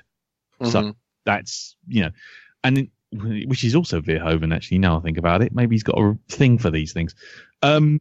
So those kind of remakes, reboots that they kind of get away with it. I mean, yeah, if RoboCop had turned up and been called Judge Dredd, I think I probably would have gone, oh my God, get out of it. No, be gone. But actually, the fact that they just made him a slightly more robotic than the character of Judge Dredd and just said, actually, he is a physical robot. Yeah, Sean McGowan in the chat says Ghoulies was a rip-off of Gremlins. Pretty much anything from Asylum, as Jack Woodgate brings up, But those kind of things are active knockoffs, Transformers and Transmorphers, that's that's slightly different, I think. But the only other one I can think of that comes to mind is, oh God, Critters. Do you remember Critters? Oh yes. Mm-hmm. Oh, Leonardo DiCaprio was in that, wasn't he? That's right, and that came right on the back of Gremlins. and it was so obviously a Gremlins ripoff. You know, even down to the fact that the way they reproduce by like popping out of each other's fur. You know, the whole thing was barring the rules. You know, they were, you know, it was essentially the same thing. And you know, Critters. I mean, I haven't watched it for years, so I'll probably have a different opinion now. But for me, Critters was kind of like, it was fun, and it was kind of like scratching that itch that you didn't get with, you know, you wanted another Gremlins, and sort of like, well, you didn't. You can't have it. There you go. Have this instead. Yeah. But if they called it Gremlins 2, you would have been like, oh, come on. Where's the satire? Where's the dark edge? You know, oh, these things look shit. And yeah, I think every zombie movie that's ever been made since Dawn of the Dead has pretty much been Dawn of the Dead. Yeah, that's true. That's another one, including the remake, which was done by Zack Snyder, which is kind of a weird one. Yeah, well, that pool has been dipped in far too many times, as far as I'm concerned. Yeah. Well, the best remake of Dawn of the Dead is Shaun of the Dead, to be honest. Yeah. Which is great. Yeah, and Sean McGowan's just brought up Alan Quatermain films, which is a literary character suspiciously started appearing post Indiana Jones. Mm-hmm. Yeah, that's right. It was Richard. Oh God, what's his name? Was in Shogun. Richard Chamberlain in 2 Alan Quatermain films. Was it City of Gold? Yeah, I think I've seen one of them. Yeah, with Sharon Stone. All I remember is her go. Yeah, Richard Chamberlain. Yeah, that's it. Mm-hmm. All I remember is Sharon Stone half naked in a pot, rolling downhill. Oh, okay.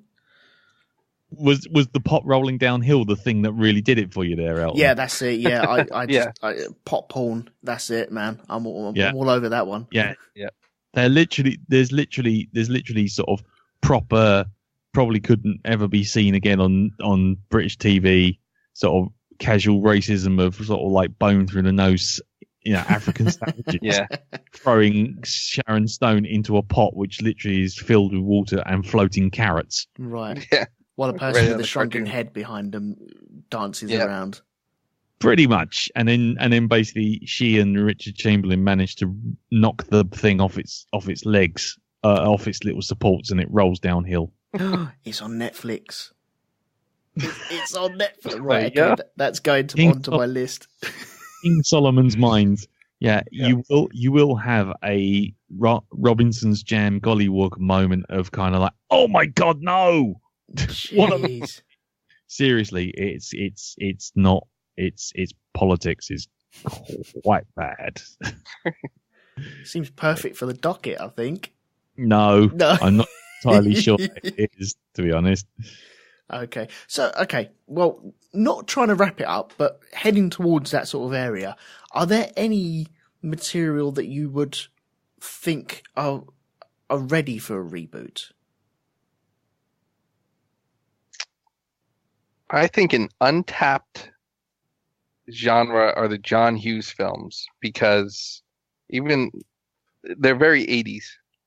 They're very dated. And although, there's plenty of teen angst movies these days, if they remade 16 Candles, if they remade Pretty in Pink, I don't know how I'd feel about it, to be honest. But I think if it was well made, and I probably would want thematically it to stick very close to the original, they could still have. I think it could be freshened up, and to appeal to today's generation, it could be made a little culturally diverse and ethnically diverse. But I think that's something that I'm kind of surprised hasn't been rebooted. But there's a well of films there that an entire generation loved. Yeah. Yeah, Sean McGowan, upon listening to that, has gone, no! Yes. We make new TV films. You might have pressed the button there, Scott. Yeah. I mean, what I was going to say, my my love for John Hughes films kind of is on a very weird sort of scale. I'm all over the place with them. But the one that comes straight to mind would be Planes, Trains and Automobiles in that respect. Would you be able to remake that now without a John Candy and with someone to replace, a sort of, Steve Martin, who's clearly not the Steve Martin that was the wild and crazy guy that we knew back in the sort of mid 80s. I think you'd have to wait for the right set of actors to be available. Otherwise, you're going to get 22 and a third Jump Street. Basically, you're gonna get characters that this is a slightly overweight comedy actor, and this is an actor who's somewhat popular. We'll throw them in. You want someone who's going to be a John Candy, and I don't know if there's certainly no one on Saturday Night Live right now who's in that mold, but I guess eventually you'll have someone come up. So is that down to the studios to hold their horses a little bit and wait for the right actors to come along? I doubt they will. It's probably whoever owns the property. How much do they care about what the next version looks like? Yeah. Yeah, whether or not the name of the film coming back would actually cause, would pull in more, would pull in money. Because I mean, if you suddenly were to say, I mean, this is the one that I was going to go to with something coming back. If someone was to say, okay, we need to have another Indiana Jones movie, but obviously we can't have Harrison Ford anymore because he is just a crumble of dust in a sack of flesh, trying desperately to sort of like stumble about. So how about we give the property to our CGI department, aka Pixar, and make an animated version of Indiana Jones and start from scratch and do sort of like a Tintin on it. That would be, I don't know, I would go more in the style of Incredibles, that sort of animation, not Tintin. And go right down. So then in a few years' time, then you could solid reboot the live action version. Yeah. Yeah. And then you've got a nice little stopgap in between the Harrison Ford years. Then you're not treading on his toes with a new live action one, because at the moment you would be, wouldn't you? Yeah. I mean, I would like to just state for the record, going back to Planes, Trains and Automobiles and Indiana Jones, that I have no desire to see either of them remade. No, the question was what seems due, not not what do we want to see. That's John Hughes films same way. It seems like I'm surprised they're not remade, but I'm happy to watch the original. Yeah, I think it is just a case of it's going to wait until everyone from the 80s has died.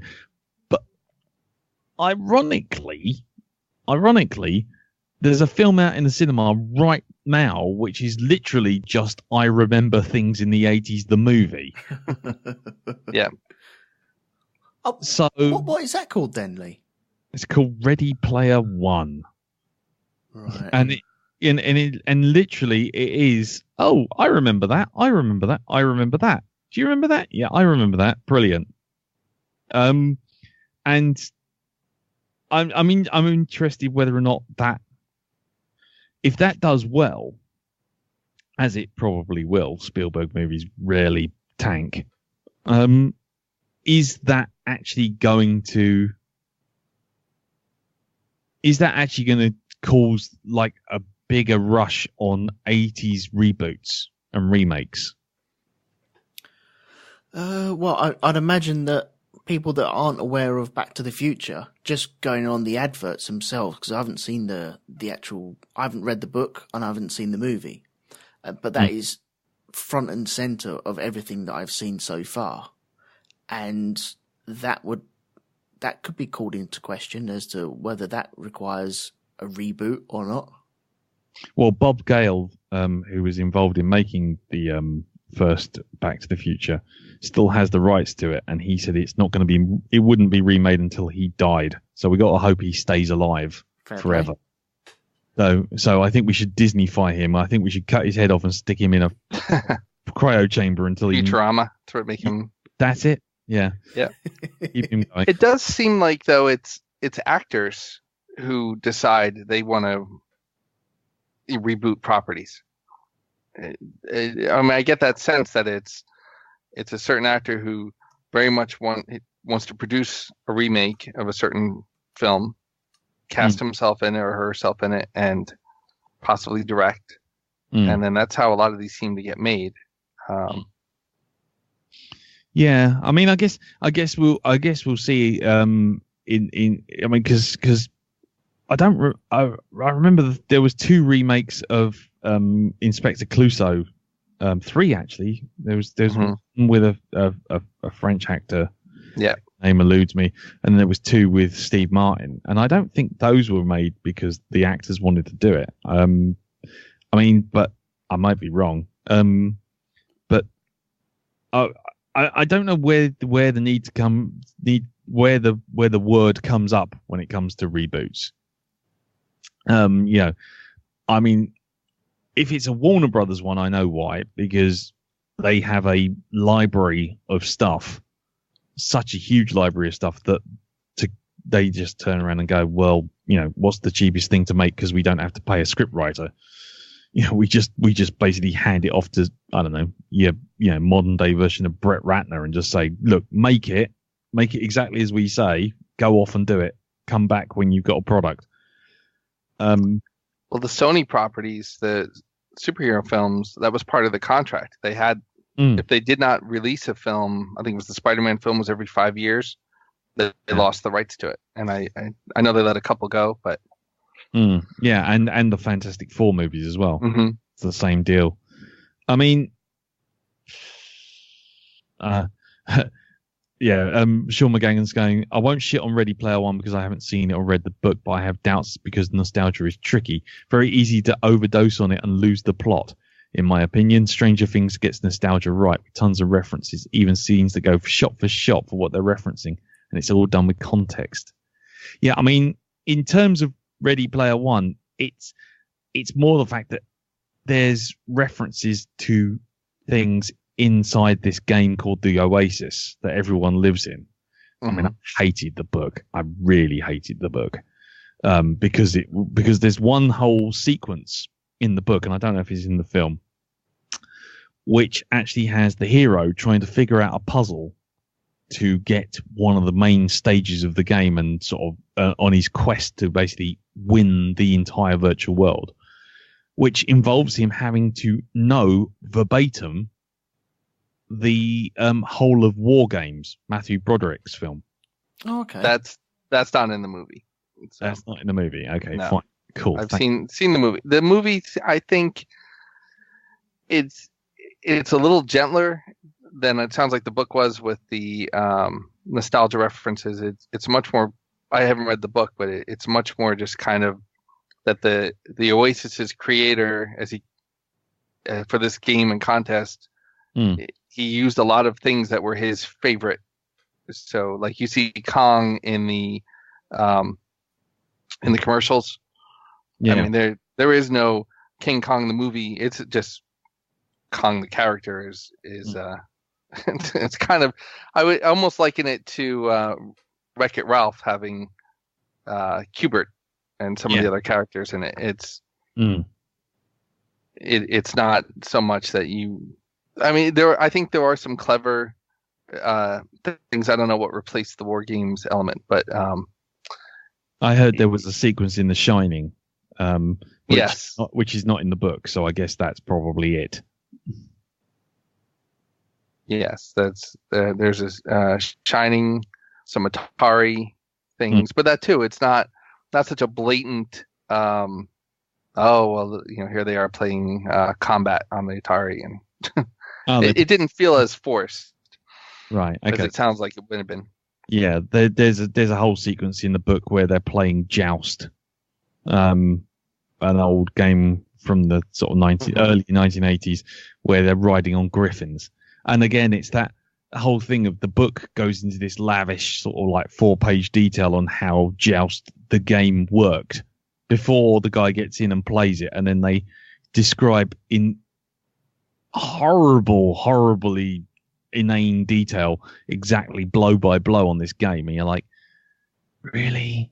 Even if I was sitting there with my best friend and he's describing, and then I went up, and then a bullet missed me, and then I went down, and another bullet missed me. Then I did the old flip, and I landed on this guy, and I took a risk of landing on the guy and going for the sort of special, and you're like, that's fucking tedious. In the chat room, Martin Thompson says, I guess this is in the book, to crack the Oasis and win the prize, the players had to become as obsessed with 80s trivia as Halliday was, the founder. The movie, the hero, he's not obsessed with 80s trivia. He's obsessed with Halliday trivia.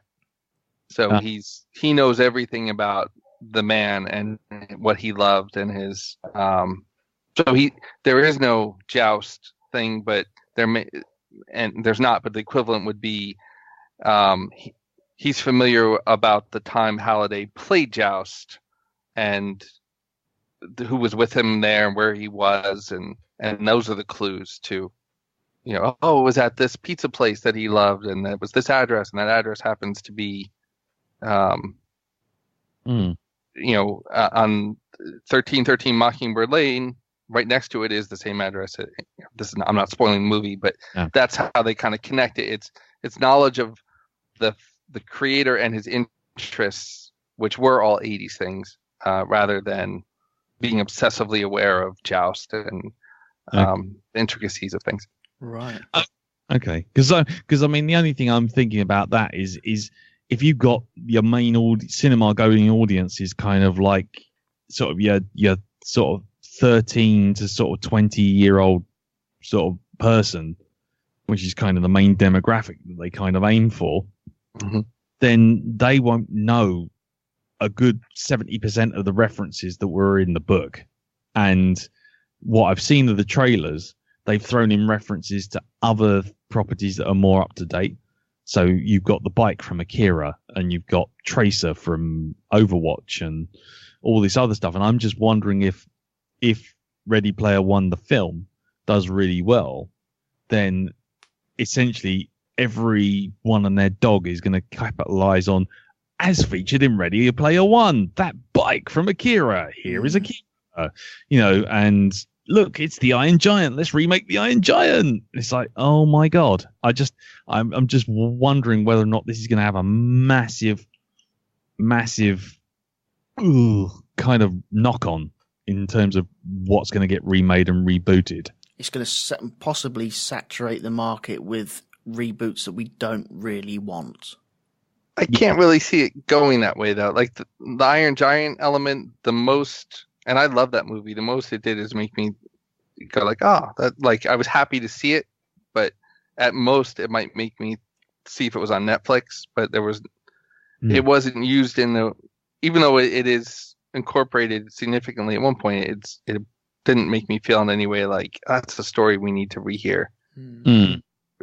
It's more than just a character builds things in the world on contract, and that's one of the things they happen to be working on for another client. Yeah. Okay. It's kind of cool. I'm sure it sounds like the book is much more plotty in terms of having to get through all the nostalgia. This seems like it was kept in mind that most people are basically just going to want to quick, like, oh, I know what that is. That's cool. Well, if you do want to read the book, I would suggest getting the audio book, which has Will Wheaton narrating it. And that just kind of sums it up in a nutshell. It's kind of like, hello, I'm Will Wheaton from the 80s and 90s Star Trek The Next Generation, and I would like to tell you all about the 80s and the 90s. Yeah, it might as well just be, hello, I'm the 1980s. Greetings, traveller from the future. Okay, right, we're rapidly approaching the 2-hour mark. So is there anything that you guys haven't touched on that you wanted to touch on really quickly, or should we leave it there for maybe a possible reboot later on in the future? I was going to go into porn remakes for a laugh, but I think we'll leave it. Yeah. Them stories are so tiresome.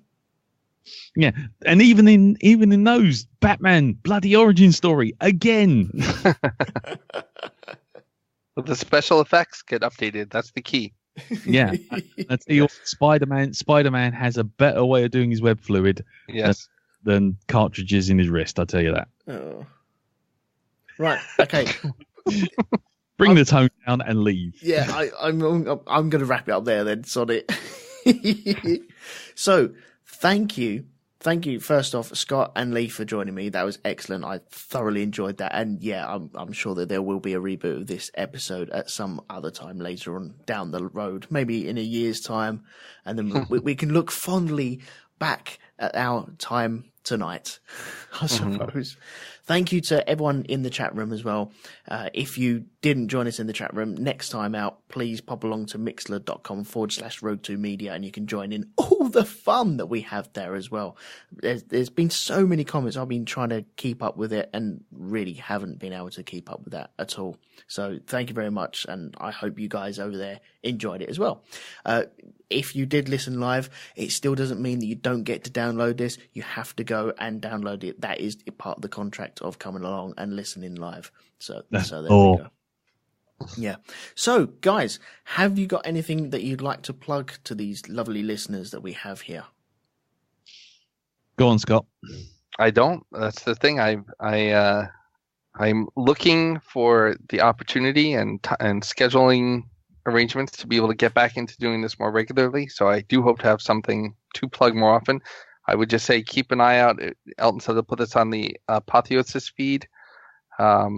Keep it active. Maybe something will pop up again in a short bit. And maybe Elton and I will rethink something else. We had decided not to do the X-Files season 2. Yeah. Or season 12, whatever it happens to be. But I don't know. I watched 2 episodes of that and just decided, nope, thank you very much. Time is too precious. There may be something else that comes up, though, that we decide it's worth giving a little bit of time to. Yeah. Well, How about Lost? Sorry? How about Rethinking Lost? What stuff? I'm afraid to rewatch Lost. Yeah, same here. I feel like there's things I'm going to be excited to look for and things I don't. The show I really enjoy, and I hope it's good in a second viewing, I really enjoyed Fringe. And so if ever Elton is interested in committing to that, it's I enjoyed it. But it does go from Monster of the Week for a season into a much more episodic seasons 3 through 5 or 2 through 5. That might be something to do in the future, definitely. How many seasons are there? I think there's 5 total. Right. That might be something to consider. We'll have to have a little chinwag about that at some point. Cool. Okay, yeah, so if people are interested in finding out the origins of myself and Scott, you can pop along to, oh God, here we go, Bombast Podcast at... .podbean.com. That's it. Yeah, that's it. I was going to give out or rethinkinglost.podbean.com. Thank you. There we go. Yeah, I think all the links on that are on the RogueTwoMedia site as well. Lee, what about yourself? Have you got anything to plug? I'm on the Black Dog Podcast every week with Elton and Jim and Darren. And yeah, we just talk about old films and new films and stapling ourselves to the doors and and turtles that are door-to-door salesmen and pretty much everything. But we always do a review of an old film, whether it's good and bad and whether it deserves that reputation.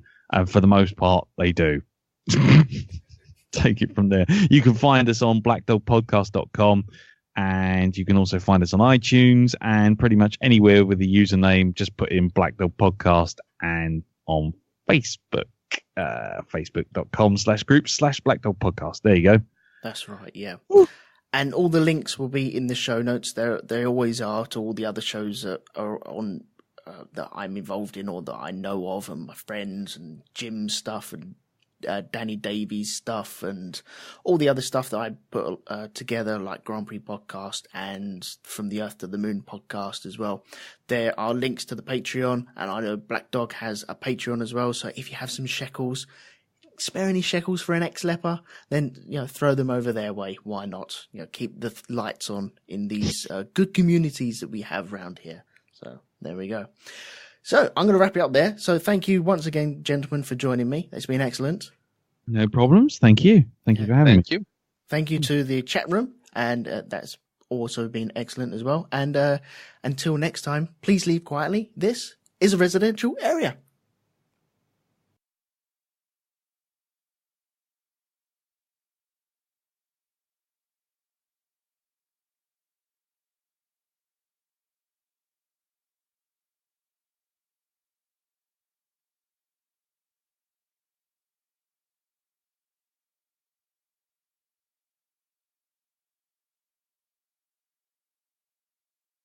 Right. I will let you get back to your evening then. Yeah. Just gonna have to turn the mic off, point the camera up, and just let nature take its course.